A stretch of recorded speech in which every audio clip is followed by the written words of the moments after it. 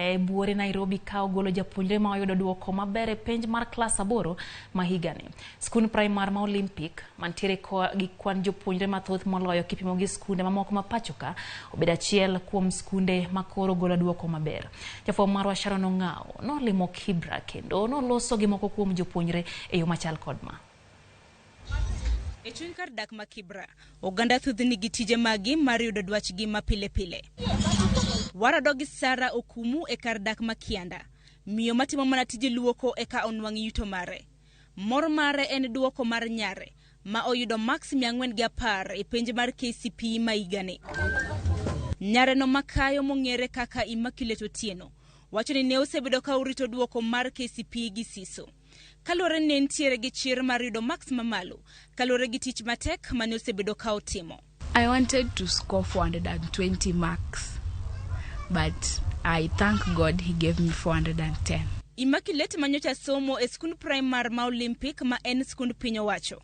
Lero ni ikruok makare ema onyuolo ne duoko maber. Our teacher arranged us in groups when we used to help each other in different sums. You ask him for questions. We used to do tests every week and study really hard. Bedin ne okalo penj, Immaculate wacho ni ne oketo mahino mare e somo. Kata bedin ne okadhe achiedh nade makoni kod kocha. We used to go to school at 6 a.m. and come back at 6:30 or 7 p.m. if we had more time for revision. The challenges that I had was sometimes I needed books, but they weren't there because of the economical situation.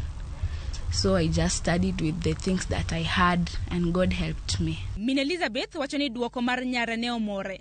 Kata bede ni ne ogombo mondo nyare oyudo max mamalo maloyo mano. Owacho ni ne omiye sir makende mondo ochop dwaro mare. Support yenye nimepea mtoto wangu, nilimpea time yake. Vyombo naosha, nafulia, nafua. Mtoto huwa afui, mtoto wangu huwa afui. Yes, yeye ni afike. Namuuliza uko na homework ngapi? Mimi nafanya, enda kunywa kama ni strungi, kunywa hiyo strungi, enda kwa bafu uoge, anza kazi yako. Eseche maurito duoko mar skund sekondar ma ibiluonge nyare. Luoro ma entiere godo eni nyare inyalo luonge skul maber. Mak mana ni nyalo mare mar tero nyare e skund sekondar ema oonge godo. Challenges ni pesa by the way hatuna. We only trusting God by the way. Hakuna kwa sababu vile corona ilifika pia utapata hizo vibaro mtu labda umeenda once per week. Meri mara pili. Watu walinunua machine most kwa nyumba zao. So hiyo ndio imekuwa challenge by the way. Waridore piny nyaka kar dak magatokera mabende yudore Kibra. Ka waradogi Alphonse William. Rawera mano yudo max 400 e skund primar achiel onogo mar Olympics. Bang' lendo mar duoko, ne ong'eyo ni en mane olande kaka jaloch mane yudo max mamalo mar 431 kod Ezekiel Machogu. KCPE nilikuwa na target 430. Kusikia tu ati namba 1 kuna 431.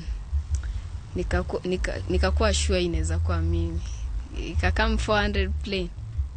Bado nilifurahia tu. Alphonse Magomo mondo oluonge skund sekondar Mamangu.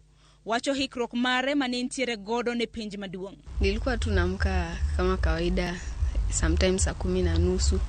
Naanza na kusoma kitabu kiasi. After hiyo naenda naoga, naanza kujitayarisha. Kishamaliza naenda shule. Pata bado mwalimu hajafika. Na soma tu bado hizo vitabu na peruzi. Kisha ingia tunaendelea na revision. Wuon Alphonse wacho ni kata bede ni wuode ne otimo maber e penj. Owacho ni oonge gi hikrok makare mar tere e skund sekondar.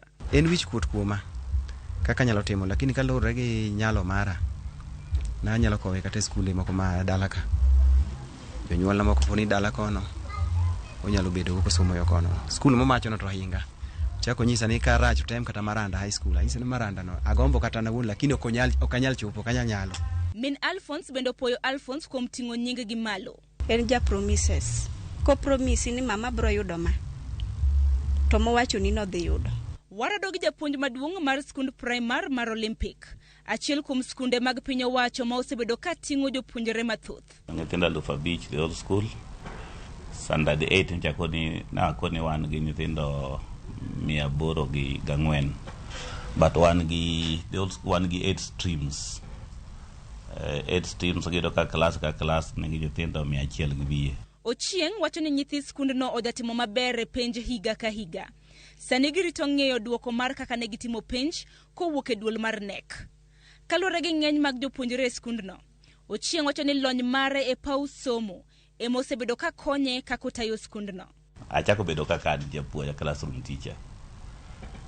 From classroom teacher bedo senior teacher, from senior teacher bedo deputy, from deputy bedo head teacher. Koro asebedo ka dongo gi school. No achako ka wan gi nyithindo only 1,700. Manyaka sani gi 5,000. So I've seen the school grow. Bedni skund primary ma Olympic ntiere gi jopuonjre moheo alfabich. Achiedh nade bende nitiere. Ka in gi nyithindo 130 e class, ok gibedo ga gi thuolo. Koro jopuonj bedo gi tich matek, machalo nono buge, miyo gi tich. Klese moko pong' makata kama japuonj chung'e maonge. Kech wan gi classrooms matin, pok wagero classrooms mang'eny. Wan gi a teacher per class. But kada wanyalo bedo gi classes mang'eny, to tiesi nyalo miyo teachers mang'eny mokalo kanyo. Geno mar jatend jopuonje skund primary ma Olympic en ni kinde thuolo mabiro ginyalo medo gero kilese mamoko mondo duol mar TSC omed gi kwan mag jopuonje. Kanyaka sani gintiere gi jopuonje 56 mondi kod TSC, kaachiel gi jopuonje 11 mondi kod PTA. Sharon Ong'ao, Ramogi TV, Nairobi.